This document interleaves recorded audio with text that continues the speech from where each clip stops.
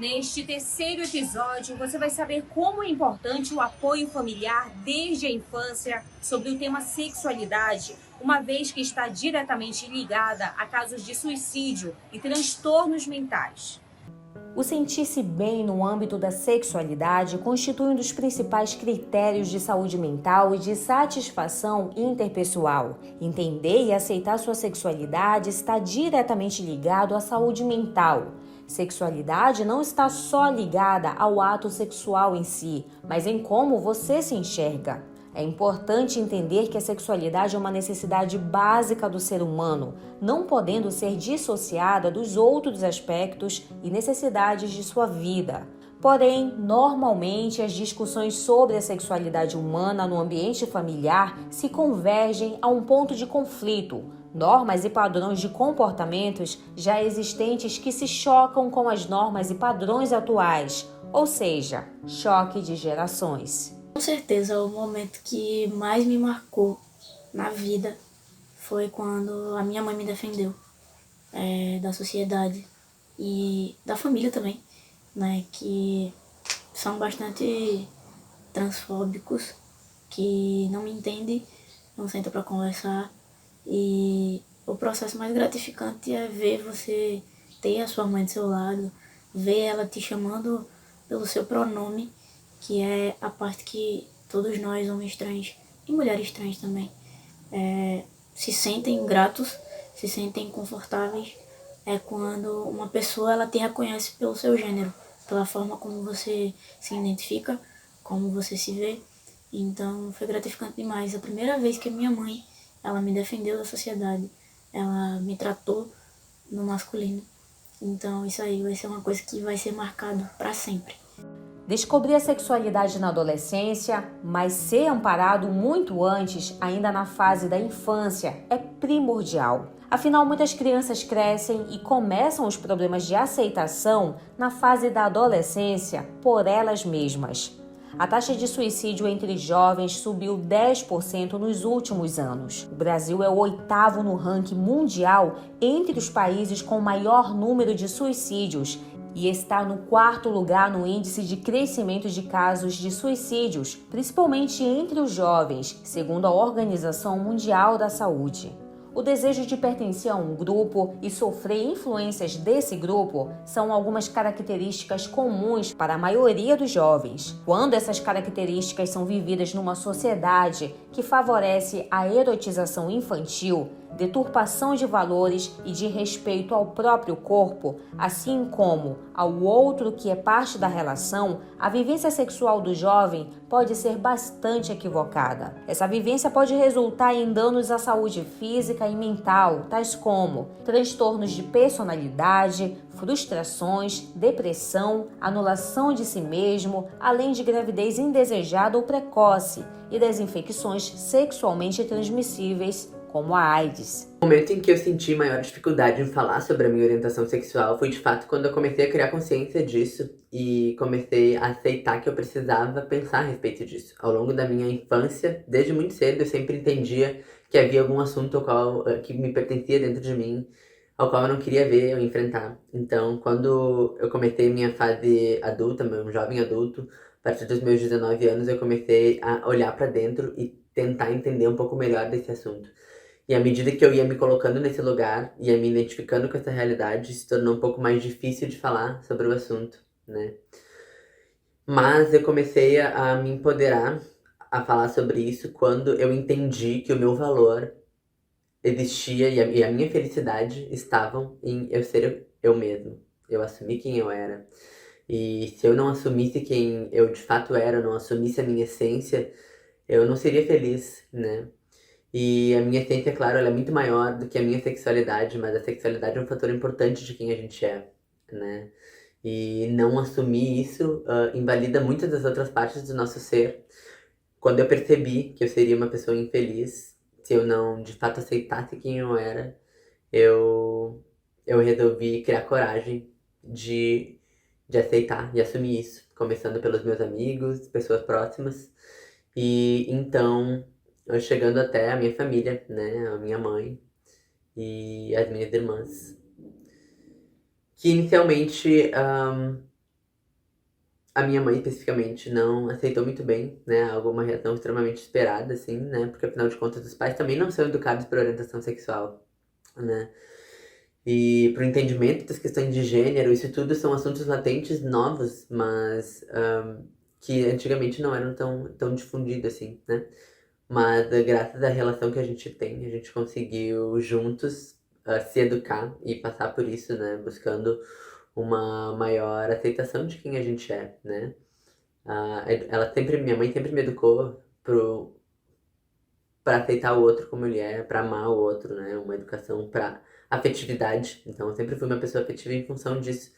Então, migrar de um universo de não entendemos a sexualidade para um universo de precisamos nos aceitar e aceitar o outro, né? Como é o discurso da família, foi um processo quase que natural. Os pontos positivos da gente trabalhar em casa com nossos filhos, com as nossas crianças, a orientação sexual, é que isso torna a vida da família, das pessoas envolvidas, mais tranquila, com mais amor, com mais paz, com mais aceitação de que cada um pode ser o que é, não tendo que ser o que os outros querem que ela seja. Que cada um tenha essa liberdade de viver respeitando o próximo, mas também sendo respeitado. Eu criei meus filhos sempre orientando eles sobre o amor ao próximo que devemos ter, respeito pelas pessoas e que nunca se fizesse ao outro o que não queria que fosse feito para a gente. Meus filhos hoje são adultos e absorveram muito bem isso. Inclusive levam para a família deles e ensinam para meus netos. Eu tenho um filho gay. Quando eu me deparei com essa realidade, eu sofri muito, porque eu precisei trabalhar em mim o meu próprio preconceito. Eu tive que trabalhar em mim a aceitação. Eu tive que buscar informações sobre o assunto para poder acolher meu filho. Mas para que eu pudesse acolher meu filho, eu precisava de aceitação. E a aceitação tinha que ser intrínseca, tinha que ser verdadeira. Eu tinha que vencer minhas próprias amarras, minhas próximas teias que estavam amarradas dentro de mim. Então, por amor a meu filho, eu fui buscar ajuda e entender um pouco melhor desse universo, para que eu pudesse abrir um espaço de escuta, um espaço para acolhimento, para que ele se sentisse acolhido dentro da própria família. Não poderia ser de outro jeito. A vulnerabilidade do jovem também pode estar no próprio contexto familiar, decorrente da dissolução ou inexistência de valores básicos nos cotidianos familiares, tais como direitos e deveres, respeito e responsabilidades, o conflito entre limites e permissividade, entre outros, além da indefinição ou fragilidade dos papéis de mãe, pai e família. Nem todo mundo sabe a diferença entre identidade de gênero, entre a orientação sexual da pessoa, a orientação afetiva. Então é um tema que é difícil assim de dizer, de normatizar um jeito certo ou um jeito errado de falar sobre isso com as crianças. A questão é os pais estarem abertos para as dúvidas que surgirem, de irem pesquisar, irem se informar, procurarem, né? A gente tem bastante acesso à informação disponível na internet, profissionais habilitados que falam sobre isso abertamente, né? Materiais do governo e de ONGs, que podem ser acessados pelos pais quando essas dúvidas vierem das crianças e os pais se sentirem à vontade à medida que a criança trouxer essas questões, se sentir à vontade também para conversar sobre isso, podem trazer. O contexto familiar é o primeiro espaço de vivência dos filhos, portanto, num espaço vital. Para que as famílias possam auxiliar melhor seus filhos, alguns aspectos devem ser levados em consideração. Inicialmente, é necessário considerar a sexualidade como algo saudável e importante para o relacionamento afetivo das pessoas. Uma adequada vivência da sexualidade fortalece a segurança e valorização do afeto. Outra questão a destacar é a necessidade das famílias buscarem mais informações, reverem seus conceitos ou preconceitos, serem mais autênticos e francos na vivência de cada fase de vida dos seus filhos. A importância da gente orientar nossas crianças é para que diminua o preconceito, para que as nossas crianças possam ser mais felizes, possam ter o direito de ser quem são na sua essência, se expressarem da melhor forma possível e que a gente possa promover a paz. Tendo em vista ser o pediatra o primeiro profissional a ser procurado pela família ou um dos pais para orientação a respeito da sexualidade e variação de gênero nas crianças e adolescentes, a Sociedade Brasileira de Pediatria, através do seu Departamento Científico de Adolescente, elaborou e publicou em 4 de julho de 2017 um documento científico com atualizações sobre as questões relacionadas ao gênero, especificamente a disforia de gênero. A orientação sexual dela, para mim, ainda não é uma questão, ainda não é algo que eu me preocupe ou que eu pense a respeito, né? Muito pelo contrário, para mim a identidade de gênero dela é algo que me preocupa mais, das pessoas entenderem que ela é trans, das pessoas separarem identidade de gênero e sexualidade, entender que são coisas distintas, né? Entender que faz parte de quem ela é, não minimizar, né, a história dela, mas também não invalidar a menina que ela é, o espaço que ela ocupa enquanto menina. Para mim isso é muito mais importante do que a orientação sexual dela, sim, a identidade de gênero dela ser respeitada. Na década de 1950, o sexólogo neozelandês John Money foi o primeiro em propor que, além do sexo biológico atribuído ao nascimento, há uma outra face da sexualidade relacionada aos processos de aprendizagem e socialização que se estabelece entre os 2 e 3 anos de idade. Entre 6 e 7 anos de idade, a criança tem consciência de que seu gênero permanecerá o mesmo. Em alguns indivíduos existe uma incongruência entre o sexo biológico e a identidade de gênero. O estresse, sofrimento e desconforto causados por esta discrepância é chamada de disforia de gênero. Sem dúvida alguma, a abordagem sugere um atendimento multidisciplinar e a construção de um suporte social para a saúde e bem-estar, para reduzir o estresse destes pacientes e de suas famílias. A educação sexual, falar de sexualidade infantil e sexualidade na adolescência é fundamental, desde que seja com profissionais da área, ok? A sexualidade é uma área, estudar a sexualidade é uma área do conhecimento humano. Portanto, vamos dar a César o que é de César.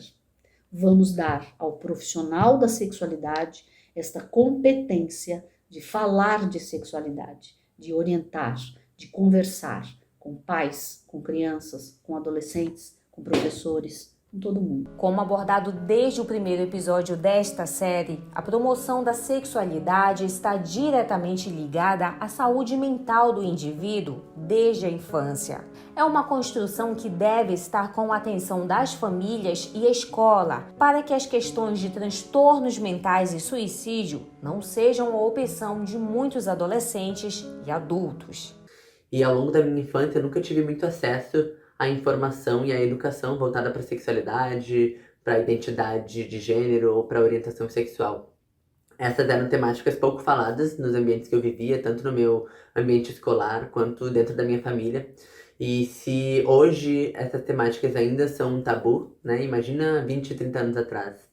Então, eu tenho uma memória que a primeira vez que se falou sobre a educação para a sexualidade ainda não era nenhuma questão de orientação sexual. Foi no meu colégio, eu estudava numa escola pública, e nós tivemos uma palestra com uma psicóloga que nos trouxe os questionamentos a respeito de se entender e se conhecer, já que a gente estava entrando numa fase pré-adolescência, no momento onde a gente entendeu um pouco melhor sobre a nossa sexualidade de modo geral. E ali foi plantada a primeira sementinha sobre como entender mais a respeito do que eu era nesse universo da sexualidade, mas algo ainda muito distante. E é algo que eu evitei pensar e enfrentar ao longo da minha infância, até o início da minha vida adulta. Nesta série você pode compreender como a sexualidade desde a infância está diretamente ligada à saúde mental na fase da adolescência e adulta. Você também viu sobre o papel da família e como entender e se informar é importante para uma sociedade com menos preconceito e mais acolhimento. Obrigada por nos acompanhar e até a próxima série aqui na TV Mulheres Jornalistas.